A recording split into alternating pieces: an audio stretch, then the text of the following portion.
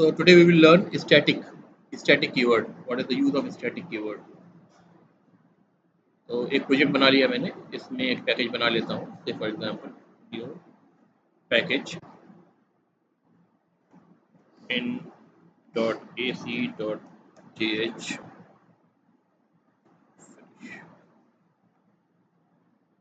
New class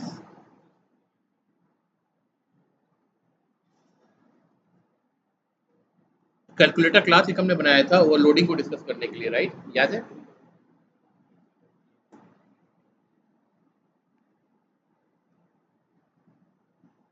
ठीक है, same concept repeat कर रहा हूँ ओवरलोडिंग का. ठीक है, पब्लिक इंट ऐड, 2 नंबर को ऐड करने के लिए मेथड लिख रहा हूँ मैं. अगर 2 नंबर को ऐड करना है तो 2 इंटीजर वेरिएबल पास करने पड़ेंगे, तो 2 पैरामीटर बना दिए इसके मैंने. ठीक है, एरर दे रहा है चूंकि रिटर्न टाइप इंट बना रखा है, मैंने रिटर्न अभी तक लगाया नहीं है, तो मैं रिटर्न लगा देता हूँ. रिटर्न x प्लस वाई, बन गया. नाउ लेट मी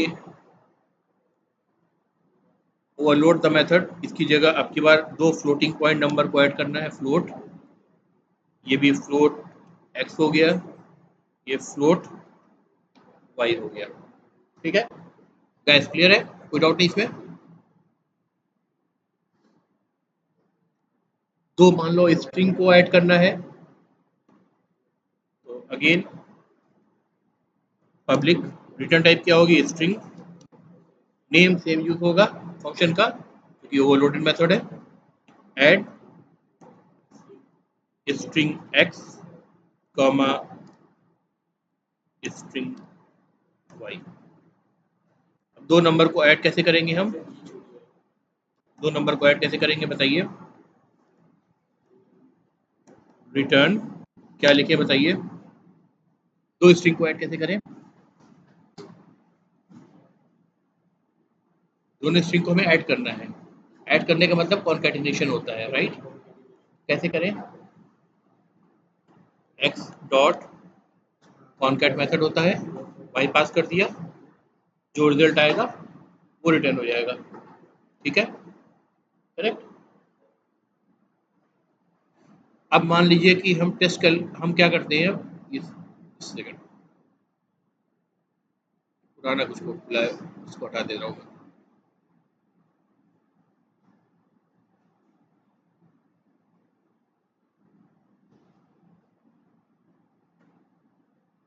ये क्लियर है?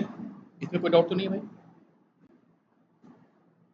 सेम मेथड ओवरलोडिंग वाला कोड लिखा है मैंने.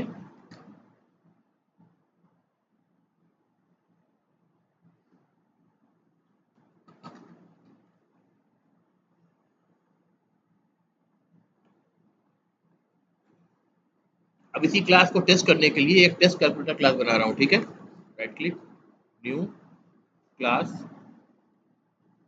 Test calculator. फाइन. इसको रन करना है तो मेन मेथड मुझे चाहिए. मेन मेथड को सिलेक्ट कर लिया, फिनिश. करेक्ट. अब कैलकुलेटर क्लास का ऑब्जेक्ट बनाना है तीनों ऐड मेथड कॉल करने के लिए मुझे. ठीक है, कैसे बनाएं? Calculator C1 for example is equal to new calculator. That's it. ऐसे ही ऑब्जेक्ट बनता है. C1 डॉट ऐड, इंटीजर वाले हमने इंटीजर वाले ऐड करें 7, 9 फॉर एग्जांपल पास करा, तो ये C1 डॉट ऐड क्या करेगा? कैलकुलेटर के ऐड मेथड को कॉल करेगा, 7, 9 को ऐड करेगा, कितना हुआ? 16 रिटर्न कर देगा. रिटर्न करेगा तो हमें एक बकेट में इसको कलेक्ट करना है. तो बकेट किस टाइप का होगा? Integer RESULT result 1. रिजल्ट 1 में कलेक्ट कर लिया हमने. ठीक है, सही है. अब रिजल्ट 1 को हम चाहे तो हम प्रिंट कर सकते हैं, या जो भी काम करना चाहे तो कर सकते हैं. रिजल्ट 1 गाइस सही है यहाँ तक? नाउ अब मुझे फ्लोटिंग पॉइंट वाला ऐड कॉल करना है, overloaded method. Control we, C1 dot add में फॉर एग्जांपल अब मैं कॉल करना चाहता हूँ फ्लोटिंग पॉइंट, तो मैं क्या करूँगा 7.8 और 9.6 फॉर एग्जांपल डाल दिया, ठीक है। यहाँ पे हमको एफ भी लगाना पड़ेगा वरना ये डबल हो जाएगी वैल्यू। एफ भी लगाना पड़ेगा इंडिकेट करने के लिए कि फ्लोटिंग पॉइंट वैल्यू हम दे रहे हैं, क्योंकि डिफॉल्ट फ्लोटिंग पॉइंट टाइप के नंबर्स का क्या होता है, डबल होता है, ठीक है, करेक्ट। इसका रिटर्न टाइप क्या करना पड़ेगा, फ्लोट करना पड़ेगा। नाम क्या करना पड़ेगा, चेंज करा रिजल्ट टू, और यहाँ पे रिजल्ट टू प्रिंट कर लिया। देखिए भाई यहाँ तक कोड सही है गैस, चेक कर लीजिए। जो अभी आए उनको दिखा देता हूँ दोबारा से। कैलकुलेटर क्लास जो पहले हमने बनाया था मेथड ओवरलोडिंग के लिए, वही बनाया है। एक ऐड मेथड दो इंटीजर को ऐड करके रिटर्न कर रहा है, दूसरा ऐड मेथड दो फ्लोटिंग पॉइंट नंबर को ऐड करके रिटर्न कर रहा है, तीसरा दो स्ट्रिंग को कॉन्कैटिनेट करके रिटर्न कर रहा है, करेक्ट। और इनके तीनों को हम टेस्ट कर रहे हैं यहाँ पे। उनके एक कैलकुलेटर क्लास का एक C1 करके एक रेफरेंस वेरिएबल बनाया, ऑब्जेक्ट बनाया, और उसके बाद C1 डॉट ऐड, ये जो मेथड है ये पहला वाला इंटीजर वाला ओवरलोडेड ऐड मेथड कॉल हो रहा है जिसमें इंटीजर पास हो रहे हैं, ठीक है। इसके रिजल्ट को हमने रिजल्ट वन में कलेक्ट किया जो कि इन टाइप का है, और इसको प्रिंट कर दिया, ठीक है। सिमिलरली जो सेकंड कॉल ऐड का गया वो किसके लिए गया, फ्लोटिंग पॉइंट वाले ओवरलोडेड ऐड मेथड के लिए गया। उसका रिजल्ट जो है रिजल्ट टू में, जो कि फ्लोटिंग पॉइंट टाइप का है, इस वेरिएबल में कलेक्ट करा, और कलेक्ट करके इसको भी हमने प्रिंट कर लिया, ठीक है। तीसरा कॉल हमें करना है तो हम क्या करेंगे, इसको रिजल्ट थ्री डालेंगे। अब स्ट्रिंग वाला कॉल करना है तो बकेट भी जिसमें कलेक्ट करना है वो स्ट्रिंग बन जाएगा, राइट। और C1 डॉट ऐड इसमें पास क्या करना है, हमें स्ट्रिंग पास करना है। तो मैंने पास करा हेलो, इधर पास हो गया, गैस क्लियर है। और यहाँ पे प्रिंट कर दिया मैंने, देख लो भाई कोड क्लियर है, रन करके देख ले एक बार। तीनों आउटपुट सही आ रहा है।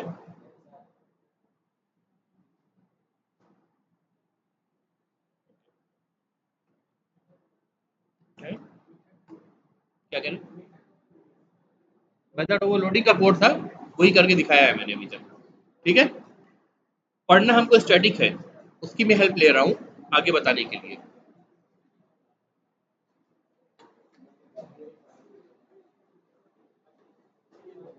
अच्छा गैस, चलो कुछ लोग समझ रहे हैं उनको समझ लेने दो, जब रेडी हो जाए तो बता दे, ठीक है भाई। अब बताओ ये जो लाइन नंबर 7 है इसमें क्या हो रहा है, ऑब्जेक्ट क्रिएशन हो रहा है एट द रन टाइम है। यहाँ पे बेसिकली हम instruction for object creation, instruction for object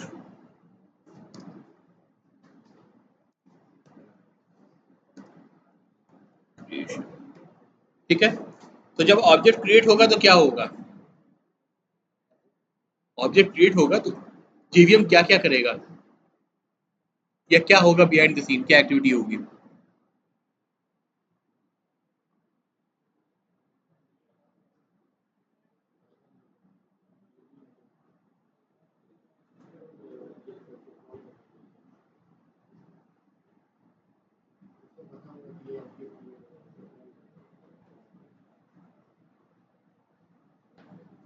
जब ये line calculator C1 is equal to new calculator जब रन करेगी तो क्या होगा, एक हीप समझते हैं आप, हीप वो जगह होती है जहाँ पे सारे ऑब्जेक्ट बन के रखे जाते हैं, ठीक है। It's a large piece of memory, ठीक है, इसको हम बोलते हैं heap.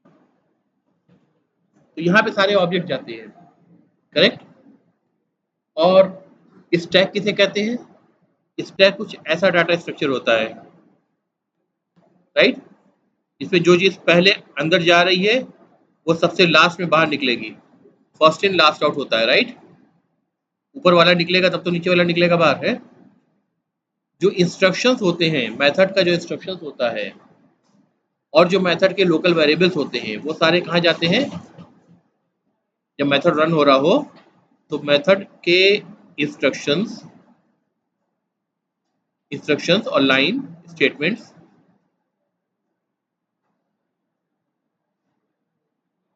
Methods instructions and local variables ये कहाँ जाते हैं? ये स्टैक में जाते हैं। ध्यान रखना, इंटरव्यू में पूछा जा सकता है, आपसे वाइवा में पूछा जा सकता है, ठीक है। और जो ऑब्जेक्ट बनते हैं वो कहाँ जाते हैं?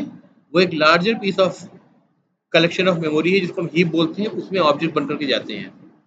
तो कैलकुलेटर क्लास का एक ऑब्जेक्ट हमने बनाया, तो उसके लिए एक हीप में जगह रिजर्व हुई। C1 उसका रेफरेंस वेरिएबल है, C1 में उसका एड्रेस चला गया। यही हो रहा है। अगर हमने कैलकुलेटर क्लास के 10 ऑब्जेक्ट बनाते हैं तो ऐसे ऐसे 10 गोले आप देखते हीप में, यानी 10 सेपरेट स्पेस रिजर्व होते, राइट।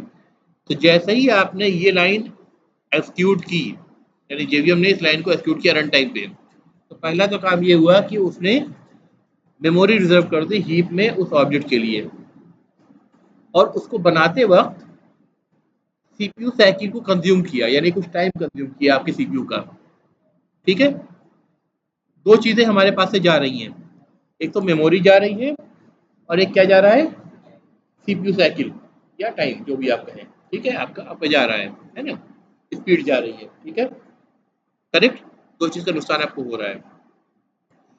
अच्छा, जब ऑब्जेक्ट बनता है हीप के अंदर, तो इस ऑब्जेक्ट के अंदर क्या होता है? ऑब्जेक्ट कितनी स्पेस ले रहा है हमें अगर अंदाजा करना है, कैलकुलेट तो करना हर सिचुएशन में पॉसिबल नहीं है, अंदाजा ही करना है, तो कैसे अंदाजा करते हैं? है जितने एट्रीब्यूट्स हैं या जितने वेरिएबल्स या फील्ड्स बन रहे हैं उनकी साइज के हिसाब से। फॉर एग्जांपल अगर मैं ऐसे कह दूं कि ये आपकी क्लास है, क्लास डिक्लेरेशन, ठीक है। इंट इंट एक्स एक वेरिएबल डिक्लेयर हुआ, तो 4 बाइट की जगह हीप में चली गई, राइट। फिर मैंने कहा इंट एक अरे बना रहा हूं ARR नाम से, ठीक है, is equal to new int और साइज मैंने दे दी 10 फॉर एग्जांपल, ठीक है। अब क्या हुआ? इसके लिए तो 4 बाइट गई, इंटीजर टाइप की जो टाइप की जो साइज होती है वो क्या होती है? 4 बाइट होती है, 32 बिट्स। इसके लिए कितने बाइट्स गई? अरे के लिए 40 गई, 40 गई, टोटल मिला के 44 गई। तो इसका मतलब कि आप एक एस्टिमेट कर सकते हैं कि अच्छा चलो हीप में अब तक जो मैंने जो जितने वेरिएबल बनाए हैं उससे 44 बाइट्स की जगह रिजर्व हो गई आ रही है, ठीक है। लेकिन हर चीज़ का कैलकुलेशन पॉसिबल नहीं है। अब मैं कहूँ मैं स्ट्रिंग का ऑब्जेक्ट बना रहा हूँ, तब स्ट्रिंग कितनी साइज लेगी? That depends, we don't know, ठीक है। वो जब बनेगी तब उसके हिसाब से मेमोरी लोकेशन होगा, क्योंकि string is a character of arrays, मतलब अरे ऑफ कैरेक्टर्स, राइट। तो वो कितने कैरेक्टर का वो स्ट्रिंग बन रही है उस पर डिपेंड करेगा साइज कितनी बन रही है कैरेक्टर की, उतने हिसाब से 1 कैरेक्टर के लिए 1 बाइट जगह आपकी जाएगी, राइट। तो वो उस वक्त कैलकुलेट होगी रन टाइम में। तो हर चीज़ अभी हम नहीं कर सकते। तो अगर हम हमारे पास फॉर एग्जांपल इस सिचुएशन के अगेंस्ट कोई भी वेरिएबल्स या फील्ड्स मौजूद नहीं है, तो उस कंडीशन में कितनी मेमोरी लग रही है हीप में उस ऑब्जेक्ट के लिए? अभी कुछ भी नहीं है यहाँ पर, तो कितनी लग रही है? अब तक 44 देखा था आपने, अब कितनी लग रही है? ऑब्जेक्ट तो बन गया, लेकिन ऑब्जेक्ट के लिए कितनी स्पेस रिजर्व होगी?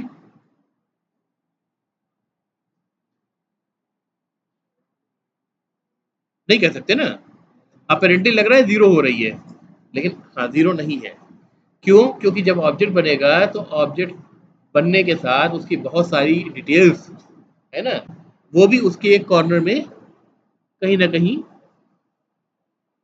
भाई उसका हैश कोड है, तमाम चीज़ें हैं, वो इन्फॉर्मेशन भी कहीं ना कहीं उसके साथ जा रही हैं, ठीक है। काफ़ी चीज़ें जा रही, इन्फॉर्मेशन जा रही है। वो सब इंफॉर्मेशन भी एक जगह ले रही है, सब्सटेंशियल जगह ले रही है।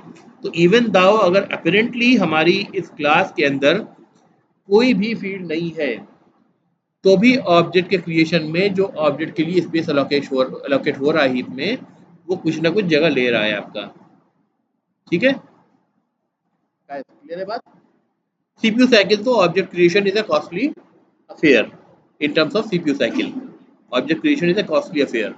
अगर आप एक काम करो, एक फॉर लूप चलाओ 50 मिलियन का, i इज इक्वल टू 0 से 50 मिलियन तक, ठीक है, और उसमें स्ट्रिंग का हर बार एक नया ऑब्जेक्ट क्रिएट करते जाओ विद सम न्यू वैल्यू। ठीक है, जैसे आपने एक वेरिएबल ले लिया आई, है ना, तो आई प्लस 1 को आप डालते जाइए, तो 1 2 3 ये स्ट्रिंग में कन्वर्ट होकर के जाता रहेगा स्ट्रिंग में। एक टाइम आएगा कि आपको मिलेगा स्टैक ओवरफ्लो एरर। हो सकता है आपका कंप्यूटर, जो कि पहले तो बहुत कम मेमोरी के कंप्यूटर हुआ करते थे, और अब जो हमारे पास कंप्यूटर आते हैं वो काफ़ी मतलब आपके high in speed and high in memory होते हैं, तो हो सकता है ओवरनाइट आपको चलाना पड़े। सुबह उठ के देखेंगे देखेंगे स्टैक ओवरफ्लो एरर। मतलब क्या हो रहा है कि जो ऑब्जेक्ट बन रहा है वो कहीं ना कहीं, अगर चूंकि मेथड के अंदर आप बना रहे हो, तो स्टैक में जा रहा है, वो स्टैक की साइज आपकी फिनिश हो गई और प्रोग्राम टर्मिनेट हो गया, अब जगह ही नहीं बची उसके पास, है ना। और साथ में आप ये देखोगे, उसके साथ आप पहले आप कुछ विंडो पे कुछ काम कर रहे हो, ठीक है, वो एक एक स्पीड से चल रहा है, अगर उसको बैकग्राउंड में प्रोग्राम को आपने चला दिया, आप देखो फिर उसमें फ़र्क आपको पता चलने लगेगा, क्योंकि बहुत ज़्यादा सीपीयू यूटिलाइजेशन आप बना रहे हैं। अगर यही चीज़ मल्टी थ्रेडिंग में आप कर दें कि बहुत थ्रेड सेम काम को कर रहे हैं, मिलियंस ऑफ लूप्स चला रहे हैं बार बार और स्ट्रिंग को क्रिएट कर रहे हैं, तो आप देखेंगे कि स्पीड आपकी एकदम ही से स्लो होती जा रही है। ये प्रैक्टिकल करके देखा जा सकता है, ठीक है। तो ये सब बातें ये प्रूव करने के लिए मैं आपको बता रहा हूँ कि जो सीपीयू साइकिल है और आपकी जो मेमोरी है, ये ऑब्जेक्ट के क्रिएशन में कंज्यूम होती है। मतलब ये जो लाइन नंबर 7 है, ये लाइन कहीं ना कहीं बहुत आपके लिए एक्सपेंसिव चीज है। ठीक है, क्लियर हुई? अब क्वेश्चन ये बनता है कि अब तक जो मैंने कैलकुलेटर क्लास बनाया है, कैलकुलेटर क्लास जो बनाया है, क्या इस कैलकुलेटर क्लास में एक भी फील्ड है? फील्ड का मतलब कांस्टेंट भी हो सकता है, फील्ड का मतलब वेरिएबल भी हो सकता है, लेकिन ऑब्जेक्ट का, इंस्टेंस का, क्या एक भी फील्ड है अब तक? नहीं है। क्या इस क्लास के अंदर एक भी फील्ड है? सिर्फ मेथड्स है ना, है ना। अब मेथड्स भी कैसे हैं?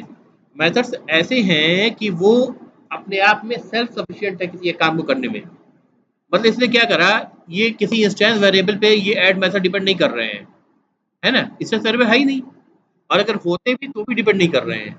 अगर यहाँ पे मान लीजिए अगर आपका इंटीजर से x होता, ये जो x है ये इंस्टेंस वेरिएबल है, ये इस x से अलग है, इस पे डिपेंड नहीं कर रहा है, या कोई और नाम दे दूं तो भी आप वही बात रहेगी, राइट।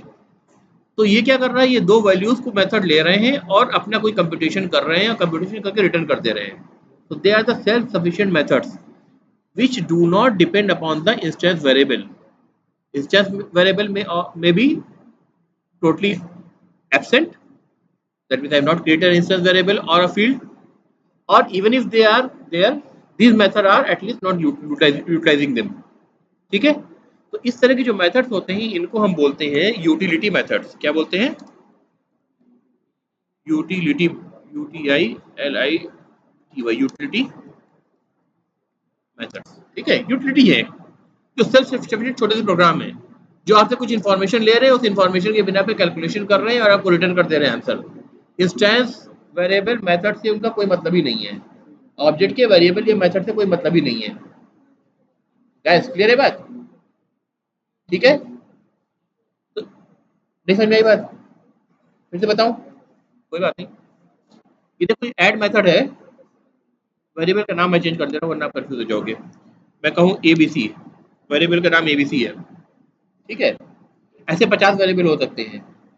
क्या ये ऐड मेथड जो है कहीं से भी ABC को यूज कर रहा है? ये वाला ऐड मेथड यूज कर रहा है क्या? ये वाला ऐड कर रहा है? नहीं। ऐसे 50 वेरिएबल होते तो भी नहीं यूज करता, क्योंकि उसको सिंपली जो वैल्यू इसके लोकल मेथड लोकल एक्स और वाई वेरिएबल है जो पैरामीटर वाले हैं, ये मेथड लोकल वेरिएबल है, ध्यान रखना इनका स्कोप जो है सिर्फ यहीं तक है, ये स्टैक में जाएंगे, हीप में नहीं जा रहे हैं, ये स्टैक वेरिएबल नहीं है, ये मेथड लोकल वेरिएबल है। जो वैल्यू इनके अंदर आ रही है, यानी कॉल करते वक्त जैसे आपने यहाँ पास किया 79 पास किया, तो जो वैल्यू आ रही है उन वैल्यू को रीड करके उनका उन पे कोई कंप्यूटेशन करके उसी को रिटर्न कर दे रहे हैं, जो वापस चली जा रही है कहाँ पर, रिजल्ट में, रिजल्ट 1 2 3 में, राइट, चली जा रही है, राइट। तो यानी ये जो मेथड्स हैं ये अपने आप में सेल्फ सफिशिएंट मेथड हैं, जिनको इंस्टेंस वेरिएबल्स या फील्ड्स की जरूरत नहीं है, करेक्ट, इंस्टेंस वेरिएबल्स की जरूरत नहीं है इनको, राइट। इनकैप्सुलेशन जो डिफिनेशन बताया था वो क्या बताया था आपको,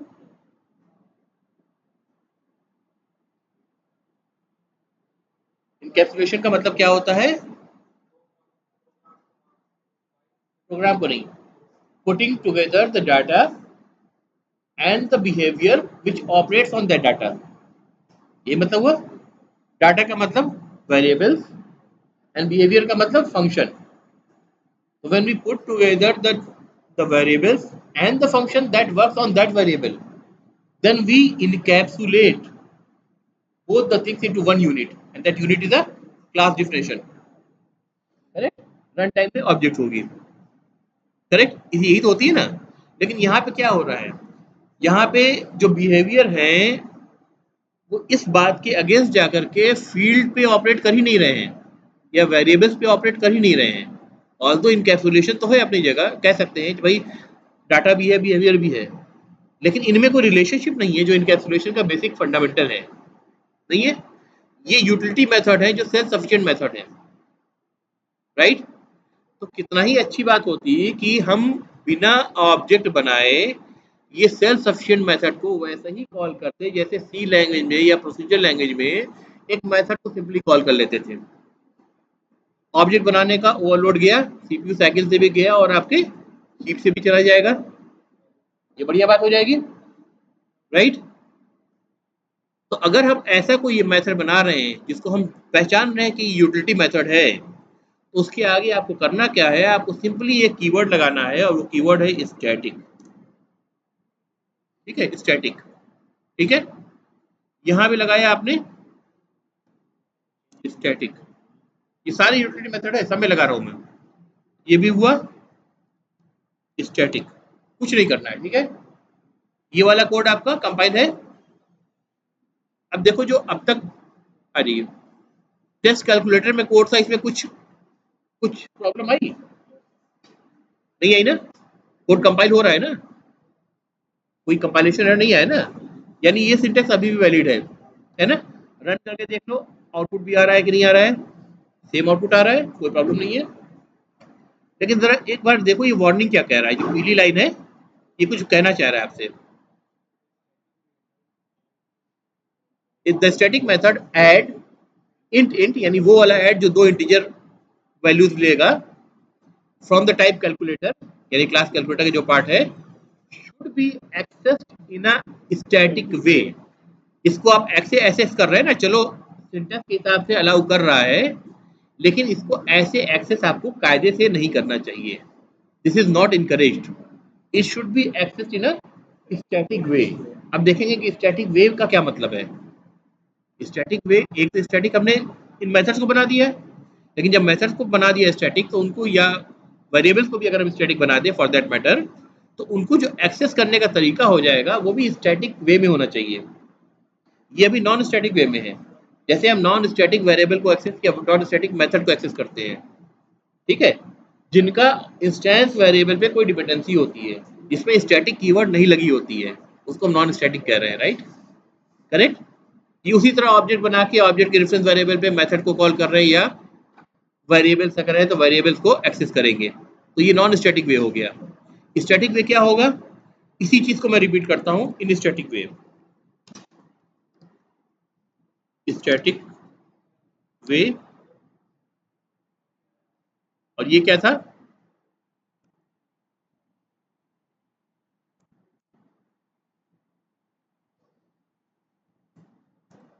इन नॉन स्टैटिक वे, ठीक है। तो जो नॉन स्टैटिक वे का है कोड, इसको मैं एक बार के लिए कमेंट कर दे रहा हूँ, ठीक है, इसको मैं कमेंट में डाल दे रहा हूँ पूरा। कमेंट का शॉर्टकट क्या होता है, सोर्स में एक बार देख लेता हूँ, भूल गया हूँ मैं।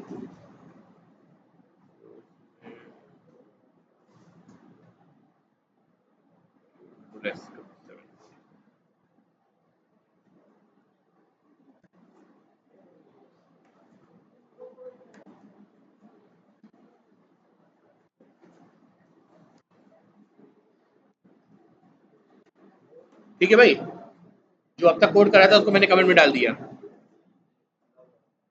गाइस, ठीक है। अब देखो हमारे पास ऑब्जेक्ट नहीं है, हमारे पास कैलकुलेटर क्लास का C1 ऑब्जेक्ट नहीं है, राइट। अब स्टैटिक वे में हम इसको इन मेथड्स को कॉल करना चाह रहे हैं। कौन से मेथड? जो ओवरलोडेड ऐड मेथड्स हैं, जो कि स्टैटिक मेथड्स हैं। अब की बार मैं क्या करूंगा, क्लास का नाम लिखूंगा कैलकुलेटर, लेकिन उसका ऑब्जेक्ट नहीं बनाऊंगा, जैसे ऑब्जेक्ट यहाँ बनाया ना, ये लाइन ऐसा नहीं बनाऊंगा। Calculator C1 is equal to new calculator नहीं लिखूंगा, सिंपली कैलकुलेटर डॉट लगाऊंगा क्लास पे ही। देखो तीनों ऐड मेथड दिख रहे हैं आपको, दिख रहे ना? उनमें क्या दिख रहा है, ग्रीन जो दिख रहा है, ग्रीन का मतलब क्या है, पब्लिक मेथड्स हैं, ग्रीन डॉट दिख रहा है, और उसमें छोटा सा एस लिखा दिख रहा है, इसका मतलब ये स्टैटिक मेथड है, ठीक है। अब देखो कमाल, अगर कैलकुलेटर क्लास के अंदर एक मेथड में ऐसा भी बना दूं जो नॉन स्टैटिक हो, यानी पब्लिक वॉइड एबीसी प्रिंट, ठीक है, एबीसी इज इक्वल टू 8 है फॉर एग्जांपल, और ये मेथड क्या कर रहा है, ये सिंपली प्रिंट कर रहा है एबीसी को, system dot out dot println, इसमें क्या कर रहा है, एबीसी को प्रिंट कर दिया। डिपेंडेंसी भी दिखा दी कि इंस्टेंस वेरिएबल डिपेंडेंसी है, हालांकि नॉन स्टैटिक मेथड के लिए डिपेंडेंसी दिखाने की मुझे कोई ज़रूरत नहीं थी, लेकिन फिर भी मैंने डिपेंडेंसी दिखा दी कि एबीसी पे की डिपेंडेंसी है। अब वापस से जाइए टेस्ट कैलकुलेटर क्लास के अंदर, और कंट्रोल स्पेस करा मैंने, ड्रॉप डाउन में आपको प्रिंट एबीसी दिख रहा है क्या? नहीं दिख रहा है। कैलकुलेटर क्लास का नाम लगाया है मैंने, तो वो नहीं दिखेगा, ठीक है। सिर्फ वही दिखेगा जो स्टैटिक मेथड या वेरिएबल है। जैसे मेथड को हम स्टैटिक बना सकते हैं, वैसे फील्ड को भी हम वेरिएबल्स को भी स्टैटिक बना सकते हैं। तो जो भी स्टैटिक वेरिएबल या मेथड होगा वो दिखेगा आपको, अगर क्लास के नाम के ऊपर डॉट ऑपरेटर लगा रहे हैं। और इसी के अगेंस्ट अगर आपने क्या करा, जो पुराना कोड था मेरा, ये वाला मैं कॉपी कर लेता हूँ, ये वाला उठाया, कंट्रोल सी, इसको लिख दिया। अब देखो C1 पे क्या क्या दिखेगा, C1 डॉट लगाया, अब देखो क्या दिख रहा है, ABC वेरिएबल भी दिख रहा है जो नॉन स्टैटिक वेरिएबल है, ABC प्रिंट भी दिख रहा है जो नॉन स्टैटिक मेथड है, राइट। और देखो कुछ और एक्स्ट्रा मेथड आ रहे हैं, उनको भी छोड़ दो, ऐड वाले देखो, ऐड वाले स्टैटिक मेथड भी दिख रहे हैं। अब स्टैटिक भी दिख रहा है, नॉन स्टैटिक भी दिख रहा है, राइट। यही वजह थी कि जो कोड कमेंटेड है ऑब्जेक्ट बनाने के बाद, जो रेफरेंस वेरिएबल पे मैंने ऐड मेथड कॉल कर रखी है, वो स्टैटिक मेथड बाद में बनाया, तब भी वो सेम आउटपुट दे रहे थे और कंपाइल भी हो रहे थे। बस आपको वार्निंग जरूर बता रहा था कि भाई देखो ये तरीका सही नहीं है ना। तो वैसे काम तो कर लोगे, लेकिन ये तरीका सही नहीं है, ठीक है। अब इससे फायदा क्या हुआ आपको, जब आपको स्टैटिक मेथड आपको यूज करना है तो आप सिंपली क्या बोलेंगे, क्लास का नाम बोलेंगे, कैलकुलेटर डॉट, आपने मेथड कॉल करा से, आपने कॉल करा, फॉर एग्जांपल मैं यही 79 कॉल करना चाहता हूँ, ठीक है, 7,9, करेक्ट। इसको मैं इंटीजर, या इस लाइन को मैं कॉपी कर दे रहा हूँ, रुकिए, ठीक है। अब यहाँ पे C1 नहीं होगा, सिंपली पूरा क्लास नेम होगा, है ना, रेफरेंस वेरिएबल की बजाय क्लास नेम हो जाएगा। लेकिन ये एक लाइन लिख रहे थे, हम बच गए, है ना। तो एक तरह से ये आपको शॉर्ट हैंड नोटेशन भी बता रहा है कि जो स्टैटिक मेथड या वेरिएबल है, उनको आप शॉर्ट हैंड में क्लास के नाम के साथ एक्सेस कर सकते हैं। और फायदे क्या दो मिलेंगे आपको, अभी मैंने ऑब्जेक्ट भी क्रिएट नहीं किया, तो सीपीयू साइकिल भी वेस्ट नहीं हुई, और चीप में ऑब्जेक्ट क्रिएट होने के बाद मेमोरी भी वेस्ट नहीं हुई मेरी, दोनों बच गया मेरा। ठीक है। अब आप मान लीजिए कोई ऐसा डिवाइस लिख रहा है जैसे जो फॉर एग्जांपल टेम्परेचर का सेंसर है ना, उसमें एक छोटा सा प्रोसेसर लगा हुआ है, थोड़ी सी मेमोरी लगी हुई है, जावा को आप यूज़ कर रहे हैं उसके लिए, लेवरेज कर रहे हैं उसमें कोडिंग के लिए। ठीक है। उस वक्त आपके लिए सीपीयू साइकिल भी बहुत इंपॉर्टेंट होगी और आपके लिए मेमोरी भी इंपॉर्टेंट होगी। तब आपको सोचना पड़ेगा कि भाई हमको स्टैटिक की तरह ही कॉल करना है, तो स्टैटिक मेथड ही बनाना है। हेलो, हेलो सर जी, एक्चुअली आप क्लास में गाइस, यहाँ तक क्लियर है? एक तो आपको शॉर्ट हैंड नोटेशन मिला, दूसरे आपको ऑब्जेक्ट ना बनाने की वजह से आपका सीपीयू साइकिल बचा, आपकी मेमोरी बची। करेक्ट। अब देखिए, ये लाइन तो खैर एज इट इज मैं कॉपी कर सकता हूँ, क्योंकि रिजल्ट वन ही हमने लिया है, रिजल्ट वन में प्रिंट हो जाएगा ये। ठीक है। नेक्स्ट लाइन बताओ भाई, इसका क्या चेंज करूं मैं? क्या चेंज करूं? C1 की जगह क्या लिखूं? कैलकुलेटर। C1 की जगह में उठा करके मैं कैलकुलेटर लिख दे रहा हूँ, और इसकी जगह क्या लिख दूं?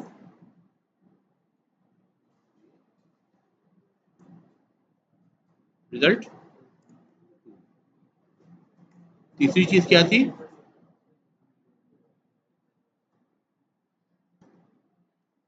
ये हो गया आपका स्टैटिक वे। यहाँ पे क्या करा मैंने?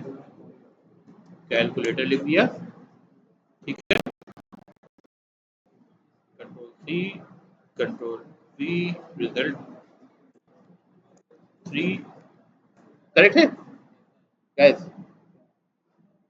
अरे ऊपर देख करके तो गर्दन हिलाओ बेटा, देख रहे हो फोन में गर्दन हिला रहे हो, कुछ नहीं समझ में आया, मुझे पता है तुम्हें। आउटपुट देखते हैं क्या है। सेम आउटपुट, कुछ भी चेंज नहीं हुआ, लेकिन हमारा एक्सेस करने का तरीका चेंज हुआ। एक और बात इसमें आप ध्यान दीजिए, कैलकुलेटर और जो C1 था, इन दोनों को देख करके आप बता सकते हैं कौन सा रेफरेंस वेरिएबल है, कौन सा क्लास नेम है? एज पर कन्वेंशन, कैलकुलेटर सी कैपिटल से शुरू हो रहा है, it's the name of a class. ये कैमल केस कन्वेंशन फॉलो कर रहा है, it's the name of a variable, reference variable. ठीक है। ये भी बता सकते हैं। इसका मतलब कोड जब आप रीड कर रहे हैं तभी आपको पता है कि चूंकि क्लास के नाम पे ही ऐड मेथड, कन्वेंशन से क्लास का नाम है, उस पे ऐड मेथड कॉल हो रहा है, तो this is a static method which is declared in the calculator class.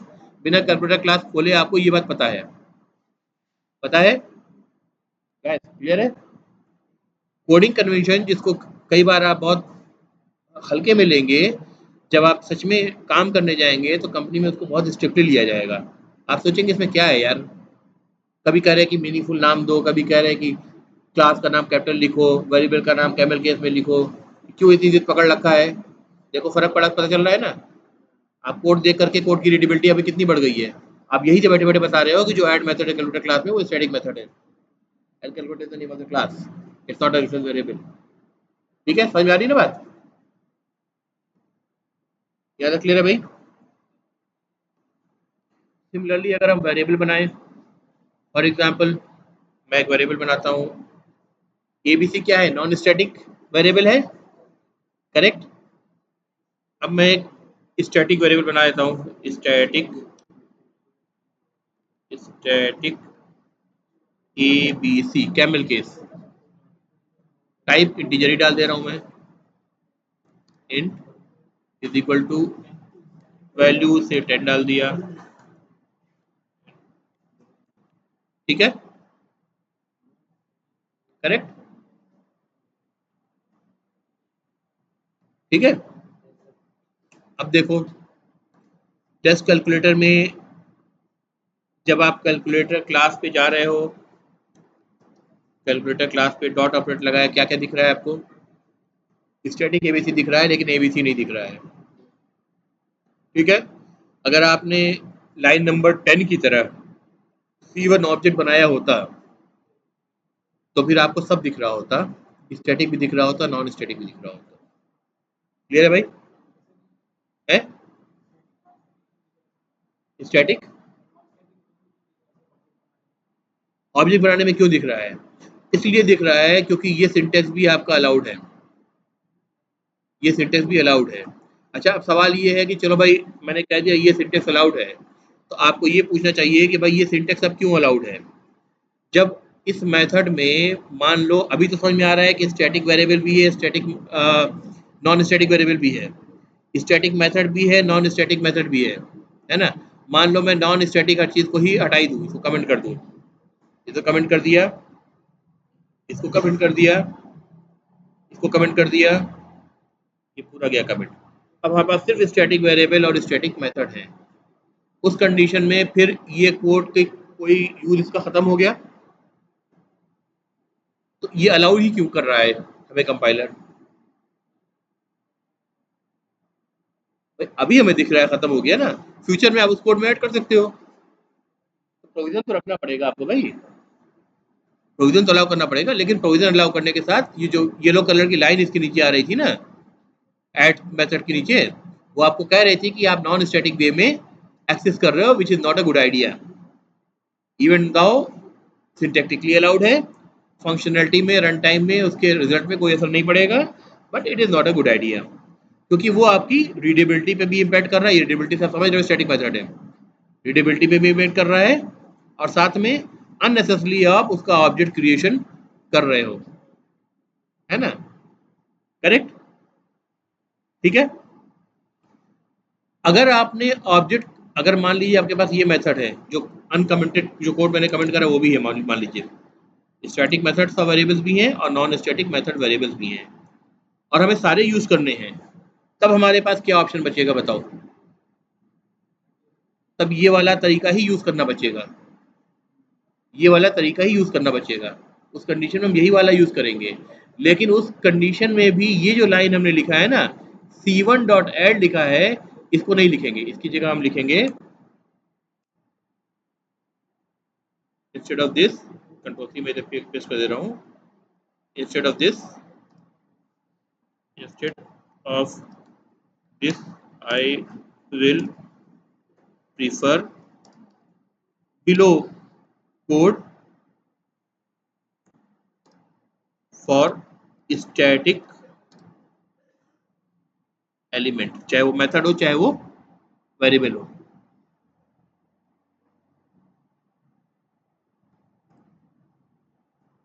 क्या कोड प्रेफर करेंगे हम, यहाँ पे C1 यूज नहीं करेंगे।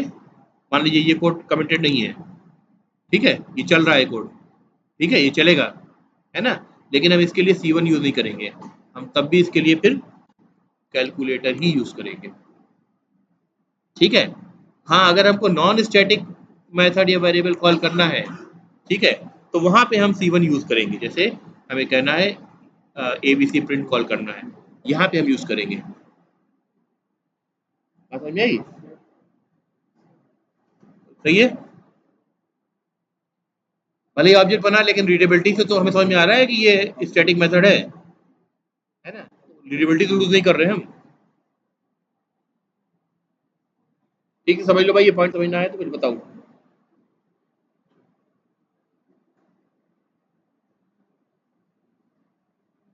आ गया।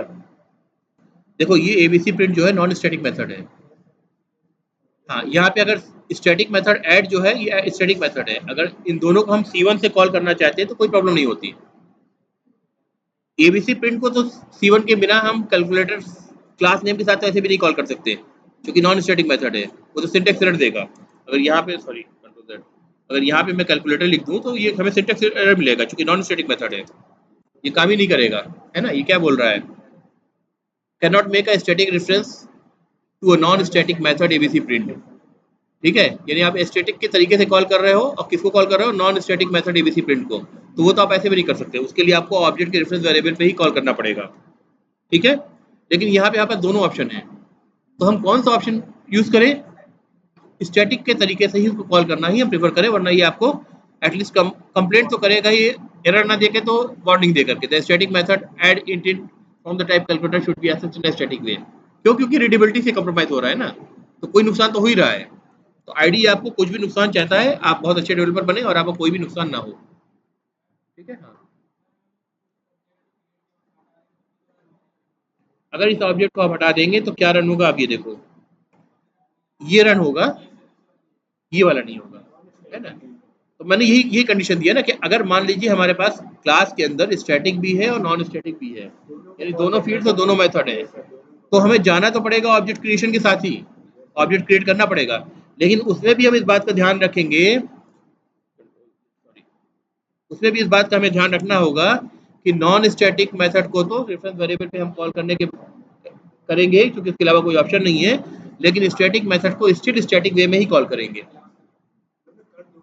कर दोनों तरह से सकते हैं, सिंटेक्स अलाउड है, लेकिन वैसा करेंगे नहीं हम, ठीक है।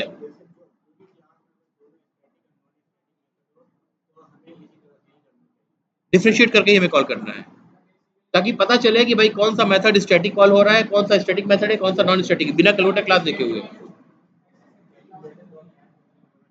हाँ, अलाउड है, डिफरेंस नेम पे भी अलाउड है स्टैटिक मेथड को कॉल करना। देखो एरर नहीं दे रहा है, पर वो वार्निंग है। वार्निंग इसलिए क्योंकि अब मुझे ये C1 देख करके मुझे कंफ्यूजन हो रहा है कि ये नॉन स्टैटिक मेथड हो सकता है ना भाई। C1 देख करके रेफरेंस वेरिएबल पे कॉल कर रहा हूँ ना, तो नॉन स्टैटिक मेथड की तरीके से कॉल कर रहा हूँ ना। लेकिन अगर यहाँ पे कैलकुलेटर लिखा होता तो मैं सिंपली समझता कि भाई सी कैपिटल है, इसका मतलब ये क्लास का नेम है कैलकुलेटर। कन्वेंशन, स्टैटिक के लिए ऑब्जेक्ट क्रिएट करने की जरूरत नहीं है, अगर सिर्फ स्टैटिक आपको मेथड या वेरिएबल एक्सेस करना है तो। लेकिन अगर दोनों करना है तब तो करना पड़ेगा क्रिएट, लेकिन उसमें भी इतना डिफ्रेंशिएट करना हम करेंगे, ये भेदभाव तो करेंगे, ठीक है। क्लियर है भाई, ठीक है। और कोई डाउट?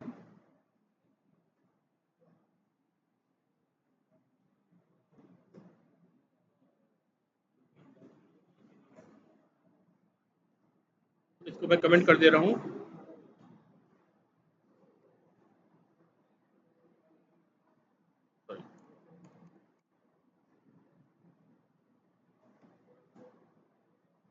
अच्छा, अब देखिए एक चीज दिखाता हूँ आपको। एक क्लास है मैथ, किस पैकेज में है, जावा डॉट लैंग। आपको पता है जावा डॉट लैंग के अंदर जो भी क्लासेस होती हैं उनको हमको क्या करना पड़ता है, इंपोर्ट नहीं करना पड़ता है, डिफॉल्ट इंपोर्ट हो जाती है वो, है ना। तो मैथ को मैं यूज कर रहा हूँ, मैथ के अंदर देखिए क्या है, आपको ये क्या दिख रहा है, एक्सपोनेंशियल ई ग्रीन है, और एक छोटा सा सर्किल है जो फॉलो सर्किल है, यानी ग्रीन वेरिएबल है, ठीक है। और उसके ऊपर स्टैटिक और एस और एफ लिखा हुआ है। एस का मतलब स्टैटिक, एफ का मतलब फाइनल, फाइनल हम आगे देख लेंगे, ठीक है, फाइनल अभी छोड़ दो। पाई वेरिएबल है, पब्लिक वेरिएबल है ग्रीन की होने की वजह से, और स्टैटिक है, फाइनल है। टी ए यू जो है ये स्टैटिक है, फाइनल है, ग्रीन की वजह से पब्लिक है। आईडी आपको पता चल रहा है। मेथड देखिए, एब्सोल्यूट एबीएस मेथड, किसी वैल्यू को पास करिए उसकी एब्सोल्यूट वैल्यू दे देगा वो, ठीक है। क्या है, पब्लिक है ग्रीन होने की वजह से, और स्टैटिक है। सिमिलरली आप देखिए एब्सोल्यूट के जितने वो लोडेड वर्जन है उनको आप देखिए, या ए साइन, ए टेन, इस तरह के मेथड देखिए, सारे क्या है, पब्लिक है, स्टैटिक है। यानी ये सारे मेथड जो कॉल होंगे ये कैसे कॉल होंगे, ये सीधे के सीधे मैथ क्लास के ऊपर कॉल हो रहे हैं। जावा वालों ने भी यही कन्वेंशन फॉलो किया है ना, आपको भी वही फॉलो करना है। मैथ क्लास के अंदर कोई नॉन स्टैटिक वेरिएबल भी नहीं है, कोई नॉन स्टैटिक मेथड ही नहीं है, यानी उसका ऑब्जेक्ट आपको बनाना ही नहीं चाहिए किसी भी सूरत में। जब नॉन स्टैटिक वेरिएबल या मेथड नहीं है तो ऑब्जेक्ट बनाएंगे किस लिए हम, उनको एक्सेस करने के लिए तो बनाते हैं ना। तो हमें किसी भी सूरत में उनको ऑब्जेक्ट बनाना नहीं है, उनको क्लास के नाम के साथ ही एक्सेस करना है। ये बात समझ में आ गई भाई? ओके, ठीक है। अब जो स्टैटिक मेथड, तो चलिए मेथड की हम बात जब कर रहे हैं तो मेथड में पता है कि मेथड के जब इंस्ट्रक्शन रन होते हैं तो मेथड के लोकल वेरिएबल और उसके इंस्ट्रक्शन सेट जो जाते हैं वो स्टैक में जाते हैं। इंस्टेंस वेरिएबल होते हैं यानी नॉन स्टैटिक वेरिएबल्स होते हैं, तो वो ऑब्जेक्ट जो हीप में बन रहा है उसके अंदर जाते हैं, राइट। लेकिन ये जो स्टैटिक वेरिएबल्स बन रहे हैं हमारे पास, जैसे एबीसी हो गया, इसकी वैल्यू 8 जो है ये कहाँ स्टोर हो रही है, ये क्वेश्चन आएगा। मेथड है नहीं, मेथड के अंदर है नहीं, स्टैक में जाएगा नहीं,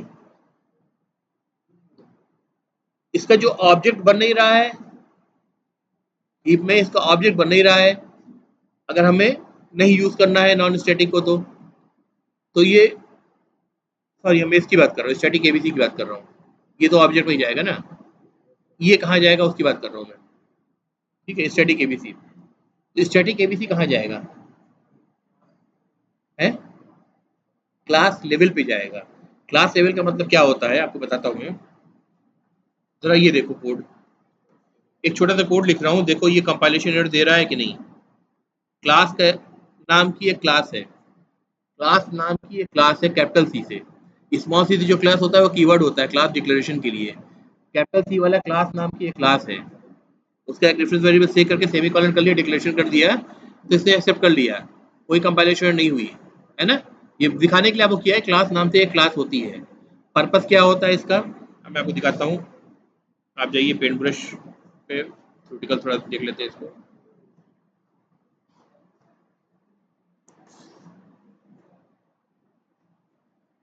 ये आपका हीप है, राइट। आपने कैलकुलेटर क्लास बनाई, कैलकुलेटर क्लास बनाई, उसका एक ऑब्जेक्ट बनाया C1 नाम से, C1 में नॉन स्टैटिक फील्ड कौन सी थी, एबीसी इंटीजर टाइप की थी। तो जो C1 अगर ऑब्जेक्ट बनता है, ठीक है, अगर C1 ऑब्जेक्ट बनता है, C1 में ऑब्जेक्ट एड्रेस जा रहा है, तो वेरिएबल का नाम क्या था, नॉन स्टैटिक वेरिएबल का नाम क्या था, एबीसी। एबीसी की वैल्यू 8 यहाँ स्टोर हो रही है, जो कि 4 बाइट लेगी, ठीक है, एबीसी की वैल्यू यहाँ स्टोर हो रही है, करेक्ट। जो नॉन स्टैटिक फील्ड है, बल्कि एक काम करते हैं,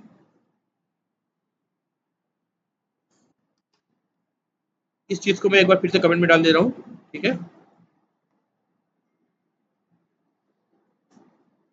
7।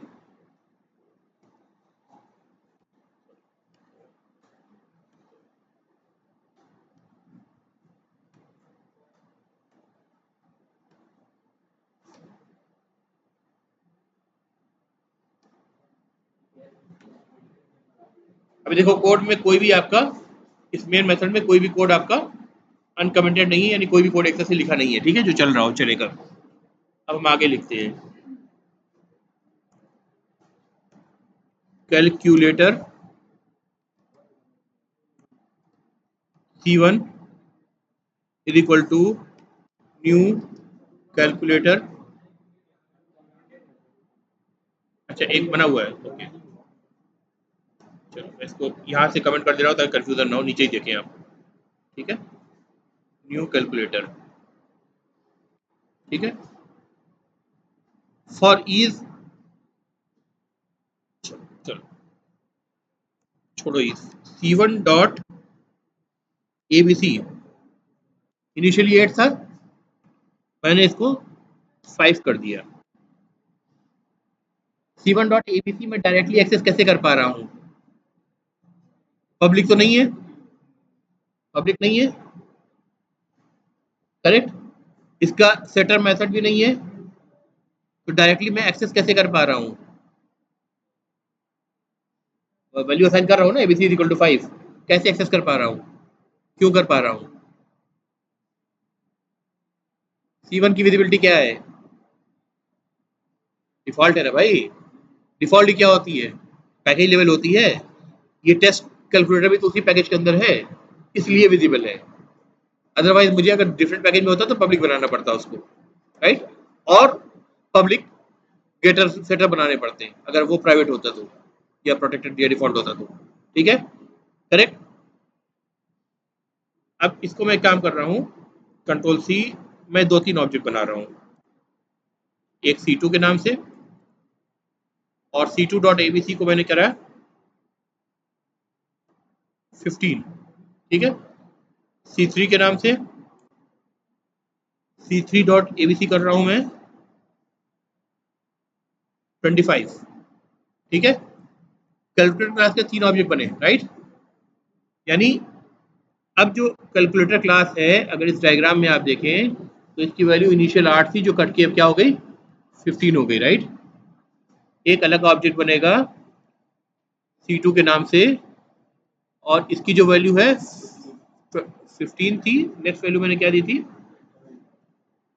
अच्छा 5 थी, फिर 15 थी, फिर 25 थी, तो 3 वैल्यू है बेसिकली। दूसरी की मान लो इसकी 5 हो गई, ठीक है। अब C1 में C2 है वो आप लोग देख लेना, ऐसा कोई मसला नहीं है। C3 एक ऑब्जेक्ट बना, इसमें 25 है, अलग अलग वैल्यू गई। कैलकुलेटर क्लास के अंदर एक और वेरिएबल था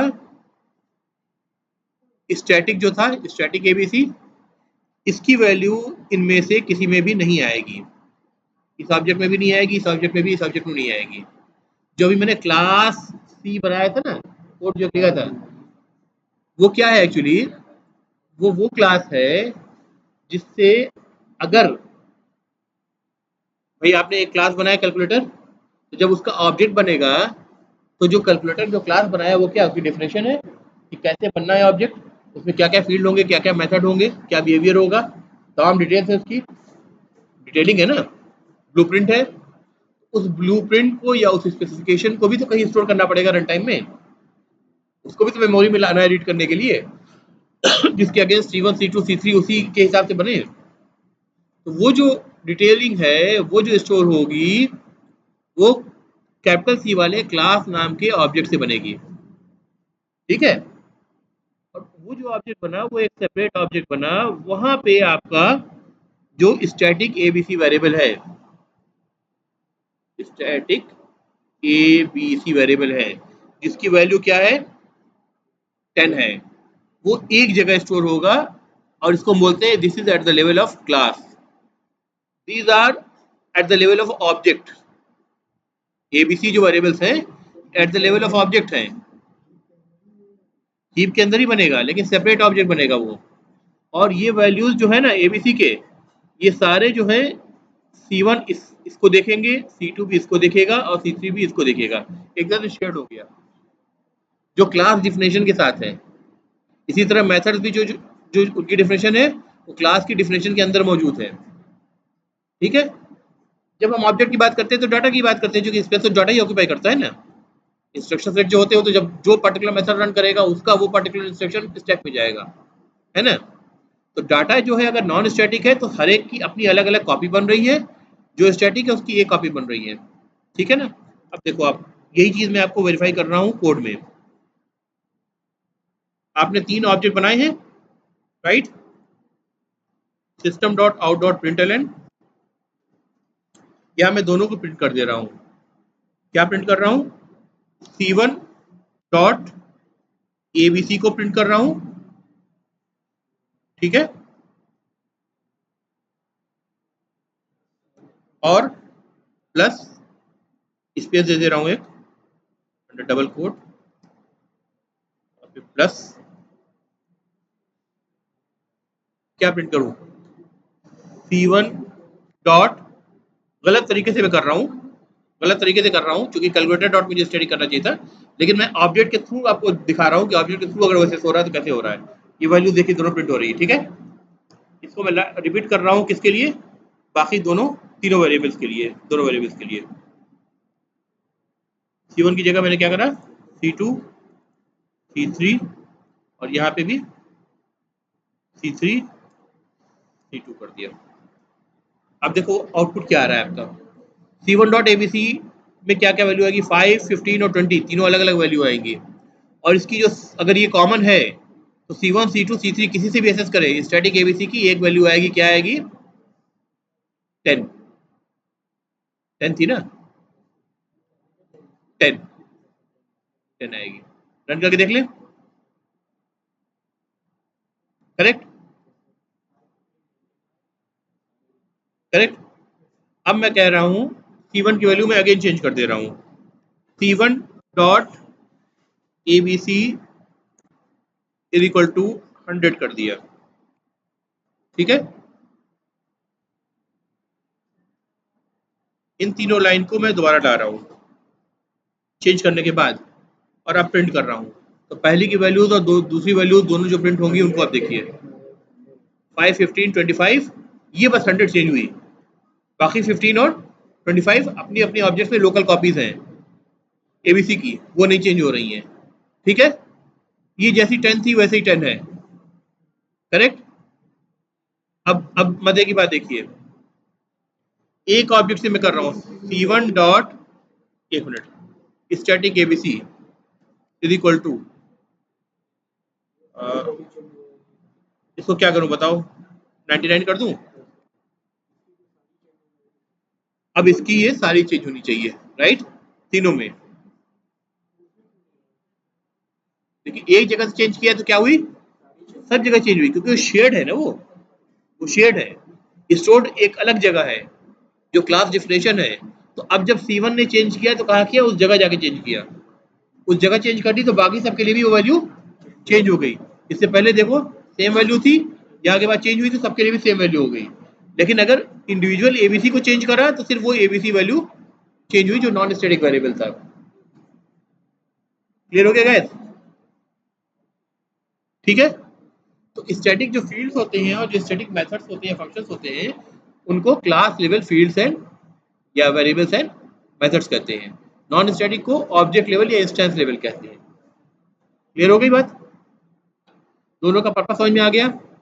अगर आप कभी यूटिलिटी मेथड बनाएं जिसका इंस्टेंस वेरिएबल से कोई लेना देना नहीं है, चाहे इंस्टेंस वेरिएबल मौजूद हो चाहे ना हो उस क्लास के अंदर, उसको हमेशा आप स्टैटिक ही बनाएंगे, ताकि बिना ऑब्जेक्ट बनाए उसका इस्तेमाल करना हो तो कर सके। ठीक है गाइस, क्लियर है? और उसको स्टैटिक तरीके से ही ऐसे ऐसे करेंगे, यूज करेंगे। ऑल दो आपका कंपाइलर अलाउ कर रहा है नॉन स्टैटिक तरीके से यूज करना। भाई समझ में आई बात कि नहीं आई?